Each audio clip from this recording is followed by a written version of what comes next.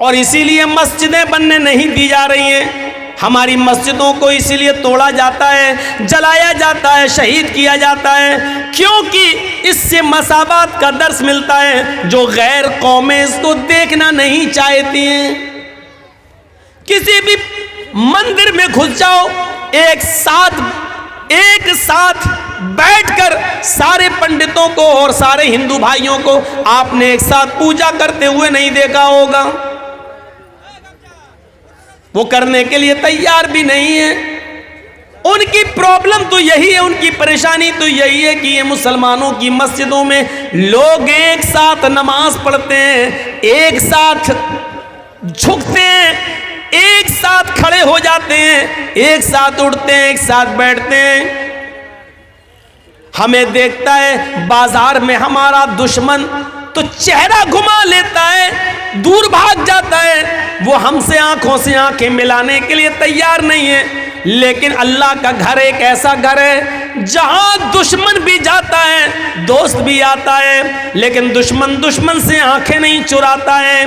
एक विरोधी दूसरे विरोधी को मस्जिद से निकाल नहीं सकता है, भगा नहीं सकता है। वो ये भी नहीं कह सकता है चल हट, पहले हम नमाज पढ़ेंगे, तू बाद में नमाज पढ़ लेना, अभी हट, मैं मस्जिद में आया हूं, तू अभी इस मौलवी के पीछे नमाज नहीं पढ़ सकता है, तू बाद में आना। वो जानता है यही तो प्रॉब्लम है गैर मुस्लिमों की कि वो हमारी मस्जिदों में इत्तेहाद देखते हैं, समानता देखते हैं, बराबरी देखते हैं। दुश्मन को दुश्मन से आंख मिलाते हुए देखते हैं, पैरों से पैर मिलाते हुए देखते हैं, कांधे से कांधा मिलाते हुए देखते हैं। उनको ये चीज़ हजम नहीं होती है। यही तो खुसूसियत थी इस्लाम की, जिससे दुश्मन भी परेशान है। लेकिन अफसोस ये हमारे इत्तेहाद से, हमारी इज्तिमाइयत से, हमारी एकता से गैर मुस्लिम परेशान है। लेकिन चुनाव के मौके पर हमारी एकता कहाँ चली जाती है, इलेक्शन के मौके पर हमारा इत्तेहाद कहाँ चला जाता है, हमारे वोटों का बंटवारा क्यों हो जाता है। जिस इस्लाम ने उठते बैठते लेटते सोते जागते खाते पीते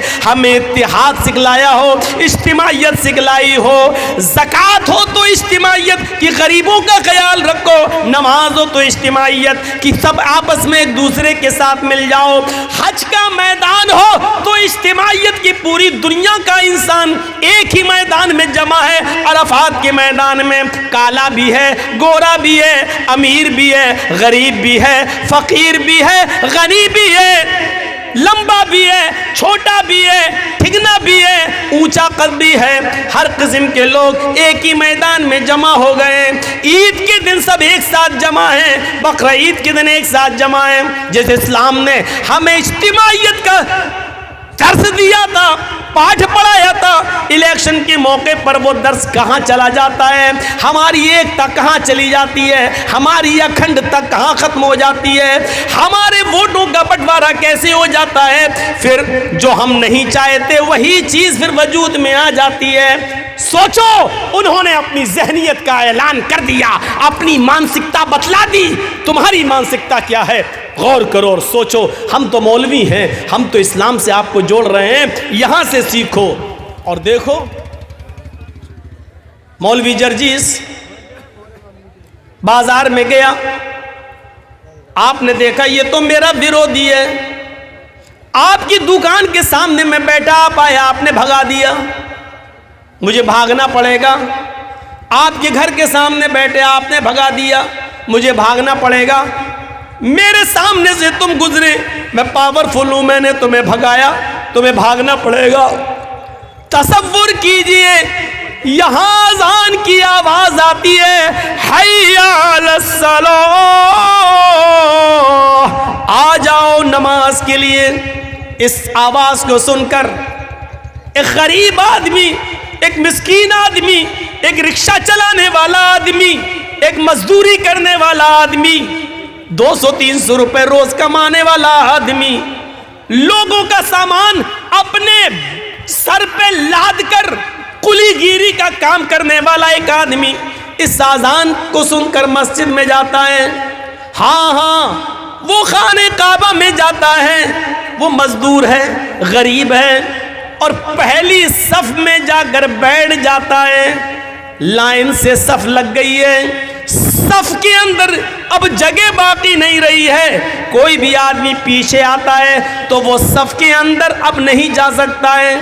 हाँ हाँ, पहली सफ भर गई है, उस सफ के अंदर एक कुली भी है, मजदूर भी है, गरीब आदमी भी है, 100-200 रुपए रोजाना कमा कर अपने बीवी बच्चों का पेट पालने वाला भी है, रिक्शा चलाने वाला भी उसी पहली सफ में मौजूद है। अब सऊदिया का बादशाह आ रहा है, अभी जमात खड़ी नहीं हुई है, लेकिन सऊदिया के बादशाह को भी इस बात की हिम्मत नहीं है कि वो उस मजदूर से कह सके हटो, मैं आया हूं, अब तुम पीछे चले जाओ, अगली सफ के अंदर मैं खड़ा होकर नमाज पढ़ूंगा। किसी अमीर से अमीर आदमी की ताकत नहीं है कि उस गरीब को अगली सफ से हटा दे और उसकी जगह पर खुद खड़े हो जाए। नहीं, अगर वो हटाता है तो वो नाकारा माना जाएगा, नामुराद माना जाएगा।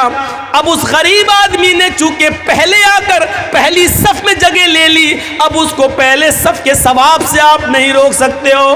बादशाह साहब, आप बाद में आए हो, आप पीछे खड़े हो जाओ, अपने दरबारे खिलाफत से जिसको चाहो भगाना भगा दो, लेकिन ये अल्लाह का घर है, तुम्हारे बाप की जमीन हो, जागीर नहीं है कि यहां से जिसको चाहो भगा दो, नहीं भगा सकते हो। ये अल्लाह का घर है। एक गरीब आदमी को भी ये पावर अगर किसी ने दिया है कि उसको उसकी सफ से, उसको उसकी कतार से कोई ना हटाए, तो वो इस्लाम है। इस्लाम की इसी खूबी को देखकर तो डॉक्टर अंबेडकर इस्लाम लाने को तैयार हो गया था, लेकिन हमारा किरदार, हमारी ना इत्तेफाकी, हमारी फिरकेबाजी जब देखी तो उसने इस्लाम को भी छोड़ दिया। मुसलमानों में इतने फिरके, इतने तबके, अब इस्लाम लाने के बाद भी हमें सोचना पड़ेगा कि हनफी बने कि शाफी बने कि मालिकी बने कि हम्बली बने कि अहले हदीस बने, क्या बने। तब उसने इस्लाम को भी छोड़ दिया, वरना इस्लाम की खूबी ने उसको अपने बंधन में बांध दिया था। लेकिन हमारी ना इत्तेफाकी, हमारे इफ्तिराक, हमारे इंतशार ने उसको बदल दिया। फिर वो गौतम बुद्ध के धर्म को स्वीकार करने पर मजबूर हो गया, बुद्धिस्ट बन गया, लेकिन इस्लाम से मुतासिर होकर जाने वाला। तो पता चला कि इस्लाम उसको सबसे अच्छा लगा, लेकिन हमारा किरदार सबसे बेकार लगा, हमारा अखलाक सबसे बेकार लगा, हमारी लड़ाइयाँ सबसे बेकार लगी। इसलिए कितना बड़ा नुकसान हुआ कि डॉक्टर अंबेडकर इस्लाम नहीं ला सके। दुनिया के अंदर कोई शख्स उस गरीब आदमी को मस्जिद से आज भी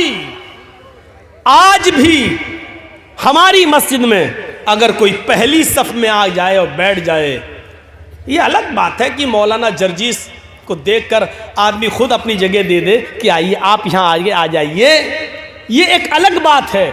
लेकिन हकीकत ये है कि मौलाना जर्जीस को पावर नहीं है कि अगली सफ से हम किसी को हटाएं, किसी को भगाएं और किसी से कहते हैं कि तुम पीछे चले जाओ, आगे हम नमाज पढ़ेंगे। ये पावर हमें हासिल नहीं है। अपने अपने घरों में लड़ना, अपनी अपनी दुकानों में लड़ना, अपने अपने बाजारों में लड़ लेना, लेकिन हमारे घर में आना तो कदम से कदम मिलाना पड़ेंगे, टखने से टखना मिलाना पड़ेगा, कांधे से कांधा मिलाना पड़ेगा। कअन्नहुम बुनियानुम मरसूस, ऐसे बनना पड़ेगा जैसे तुम शीशा पिलाई हुई दीवार हो। झगड़ा नजरअंदाज करना पड़ेगा, लड़ाई झगड़े बालाए ताक रखना होंगे। यहाँ आप अगर अपने दुश्मन के बगल में जगह मिलेगी तो उसके पास ही खड़े होकर नमाज पढ़ना पड़ेगी। हाँ, अगर तुम्हारा विरोधी, तुम्हारा दुश्मन आलिम है और उस मस्जिद का इमाम है तो वही नमाज पढ़ाएगा और तुम्हें उसके पीछे नमाज पढ़ना पड़ेगी। मेरे प्यारे साथियों, इस्लाम ने हमें ये दर्स दिया है, इस्लाम ने हमें ये एकता का पाठ पढ़ाया है। लेकिन आज कहाँ चली गई हमारी समानता, कहाँ चली गई हमारी इंसानियत, कहाँ चली गई, चला गया हमारा इत्तेफाक, कहाँ चला गया हमारा इत्तेहाद।